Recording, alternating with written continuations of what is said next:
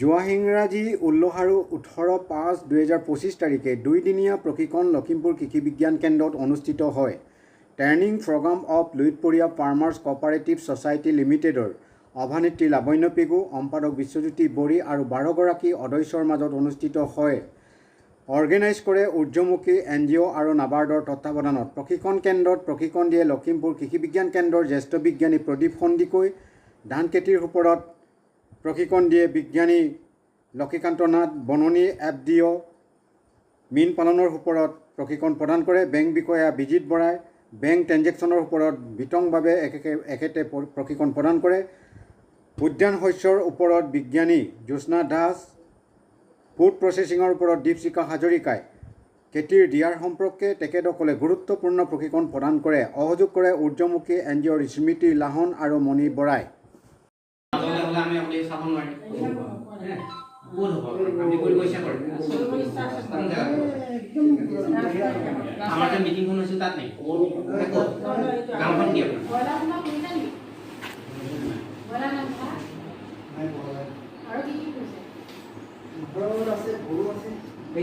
এই ফটো এই মানুহ কলাৰী গাঁও মানুহ যদু সোণোৱাল তেওঁ এই ধান কৰিছিল। এই ধান কৰা মাটিতে সৰিয়হ কৰিছে আৰু এই দুটা ধানেই হ'ল নুমনি।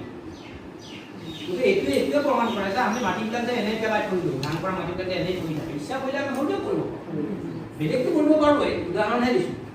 তাৰমানে মোটামুটি আপোনালোকৰ নৱেম্বৰৰ 7 তাৰিখমানৰ পিছত ধানৰ পথাৰ খালী হৈছে। দেখিছেনে? এই নৱেম্বৰ 7 তাৰিখে ধানটো কাটিছে আৰু ওপৰখন দেখিছেনে? নৱেম্বৰ 5 তাৰিখ।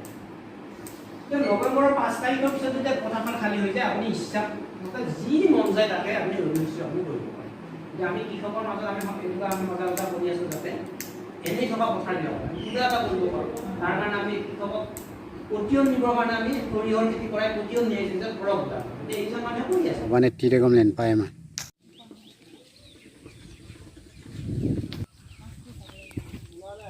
আমি গোটেই সোপা উঠিব পাৰিম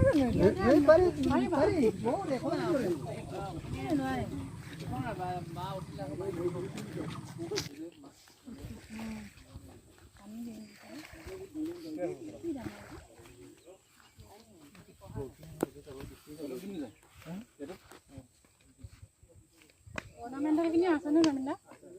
এইটো কাৰ্ভ খিনি আছে আৰু বাহু আছে।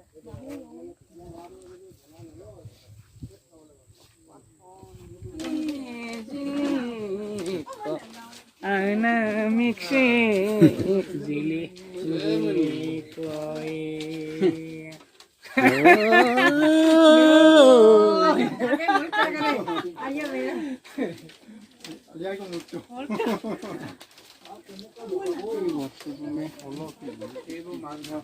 হয় হয়।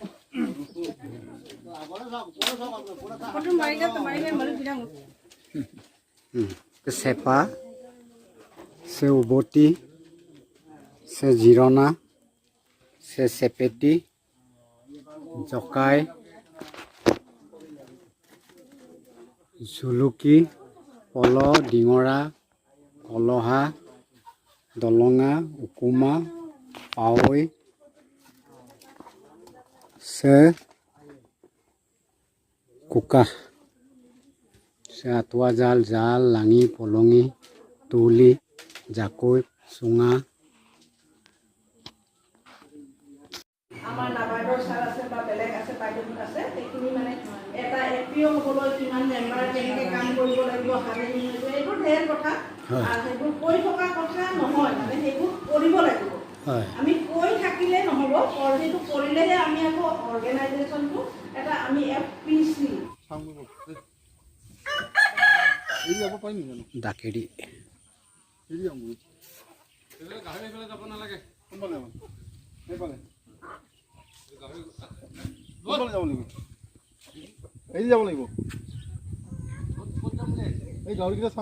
আমি লুইতপৰীয়া ফাৰ্মাৰ্ছ কোঅপাৰেটিভ ছ'চাইটিৰ গোটৰ পৰা আমি যে আহিছোঁ, আমি 2 দিনীয়া প্ৰশিক্ষণত কেনেকুৱা ধৰণৰ অভিজ্ঞতা লাভ কৰিবলৈ সক্ষম হৈছোঁ?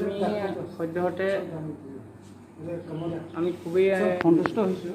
ইয়াৰ কাৰণে সন্তুষ্ট হৈছে আমি যিবিলাক বস্তু আমি সদ্যহতে আগতে পোৱা নাই, আৰু আমি আমাৰ ইউনিটিটো একতাৰে আমি আগবঢ়াই লৈ যাব লাগে। ব্যক্তিগত আমাৰ সমাজখনো যাতে আগবাঢ়ি যাব পাৰে, সমাজক লগত লৈ আকৌ দেশখনো যাতে উন্নতি শিখৰত আগবাঢ়ি লৈ যাব পাৰে, তাৰ ওপৰত আমি যিটো চিন্তা চৰ্চা কৰিছিলোঁ, আমি এইটো মাধ্যমেদি আমি সফল হ'ম বুলি ভাবিছোঁ। আমি যিহেতু আপোনালোকৰ ট্ৰেইনিংটো হৈ আছে ইণ্টিগ্ৰেটেড ফাৰ্মিং চিষ্টেমৰ ওপৰত, হয় নাই, সমন্বিত কৃষি পদ্ধতিৰ ওপৰত, গতিকে আপোনালোকে ইতিমধ্যে গম পাইছে যে আমি ইণ্টিগ্ৰেটেড ফাৰ্মিং চিষ্টেমত আমি কিখিনি কম্পনেণ্ট আমি ইনক্লুড কৰিব লাগে। গম পালে ফিচাৰী ছেক্টৰ হৈ গ'ল, এনিমেল ছেক্টৰ হৈছেনে?